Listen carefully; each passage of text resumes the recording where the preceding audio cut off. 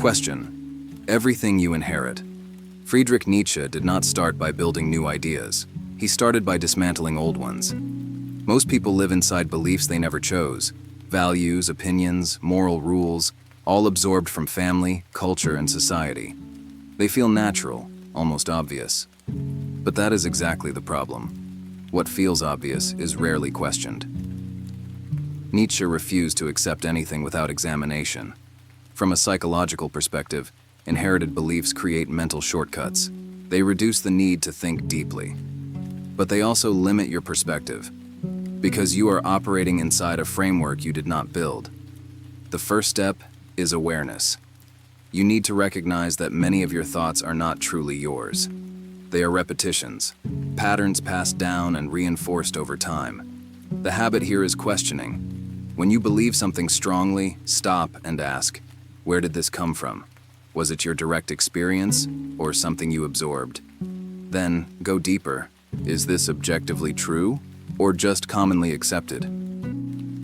That question alone begins to break automatic thinking, because once you start questioning, you stop operating on autopilot. You begin to see that many of your limits are not real constraints.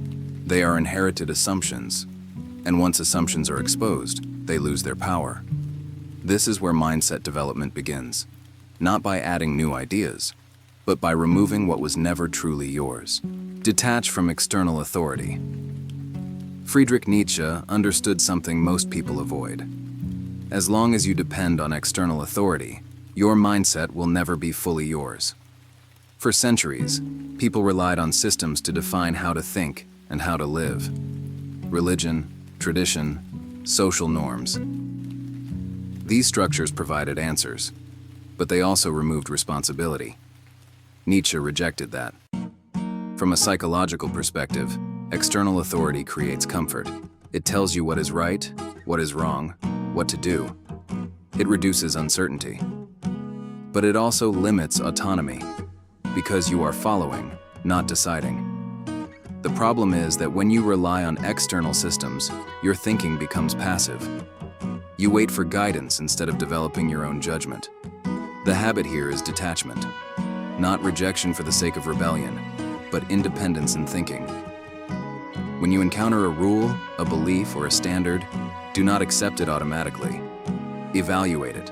Does it make sense for you? Does it align with what you are building? Because once you stop depending on external authority, something changes. You are forced to think. You are forced to decide. And that is uncomfortable at first. But it is necessary. Because mindset is not built by following instructions. It is built by developing the ability to create your own. And that is exactly what Nietzsche did.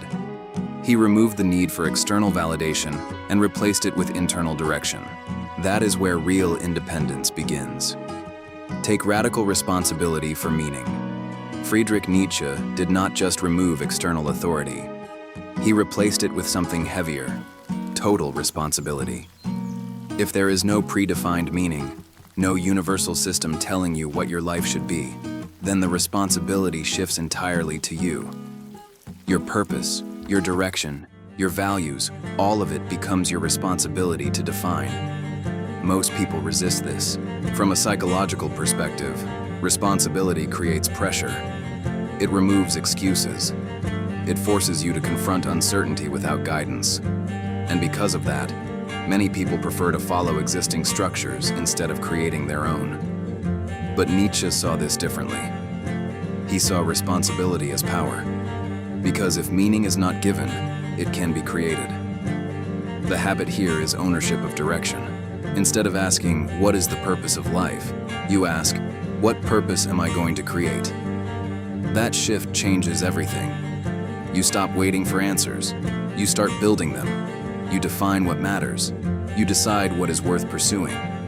You create standards that align with the person you want to become. This is not easy, because once you take responsibility, you cannot blame anything outside of you for your lack of direction. But at the same time, you gain full control over where you go, and that is the point. Mindset is not about finding meaning. It is about taking responsibility for creating it. And once you accept that, your life stops being something that happens to you. It becomes something you actively build. Embrace suffering as a tool for growth. Friedrich Nietzsche did not try to remove suffering from life. He understood that it is part of the process that shapes you.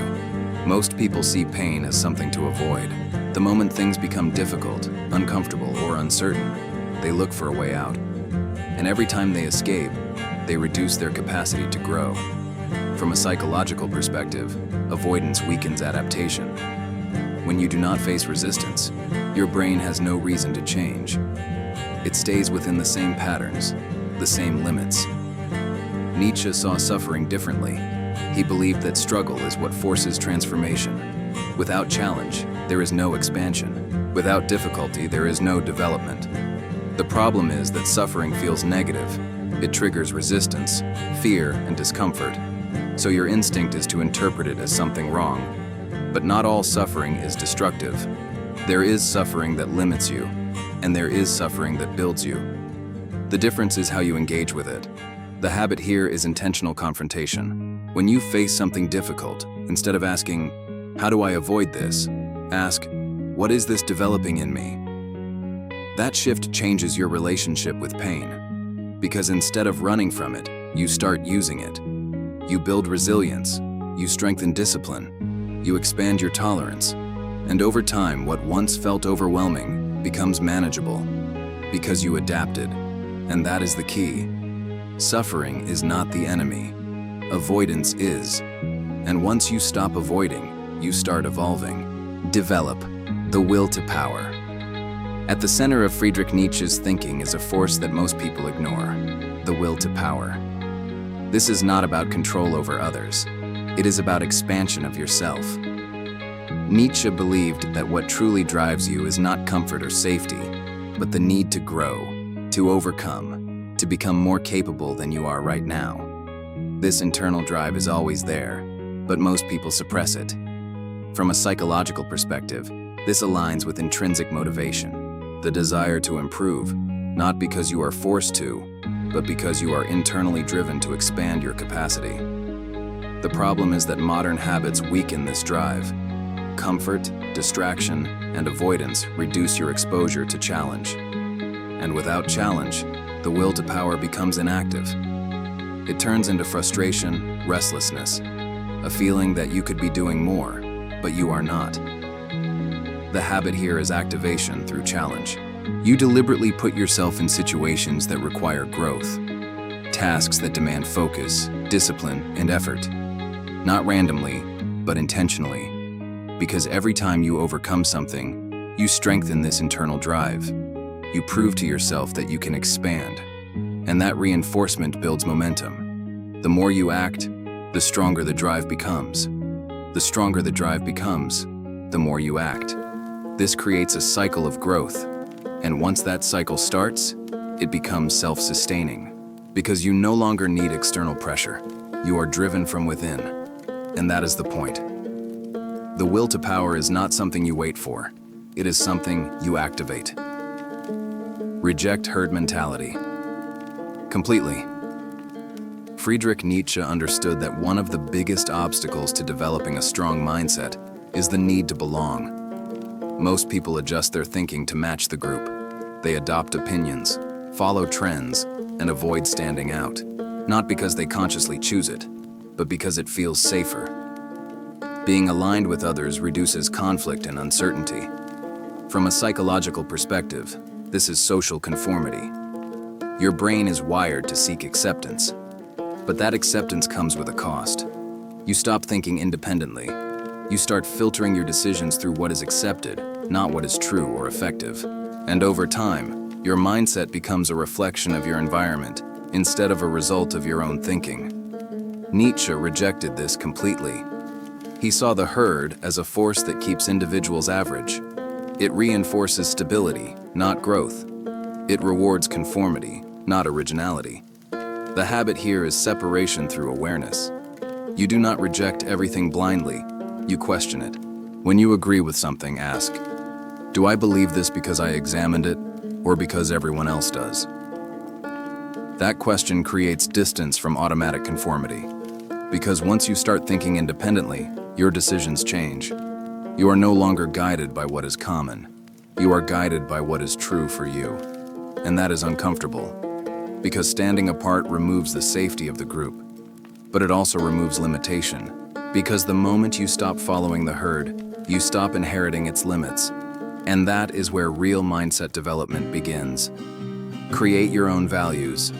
Friedrich Nietzsche did not believe in borrowing values.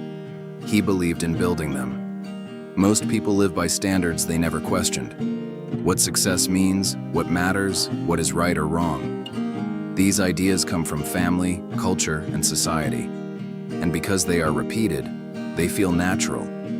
But they are not necessarily yours. From a psychological perspective, inherited values reduce decision-making effort. They give you a ready-made framework, but they also limit your potential, because you are following a structure that may not align with who you want to become. Nietzsche saw this as a problem. If you are living by someone else's values, you are building someone else's life. The habit here is conscious construction. You examine what you currently believe matters. Why do you value what you value? Where did these standards come from? Then you redefine them. Not based on comfort or approval, but based on direction. The person you want to become, the life you want to create. Because your values guide your decisions. And your decisions shape your reality. If your values are inherited, your life will follow a predefined path. But if your values are created, your life becomes intentional.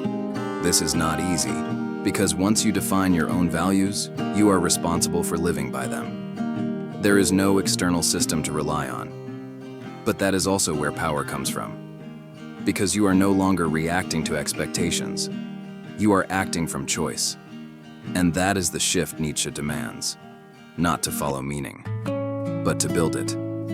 Practice continuous self-overcoming. Friedrich Nietzsche did not believe in a final version of yourself. He believed in constant evolution. Most people aim for stability. They want to reach a point where everything feels secure, controlled, and predictable. And once they reach a certain level, they try to maintain it.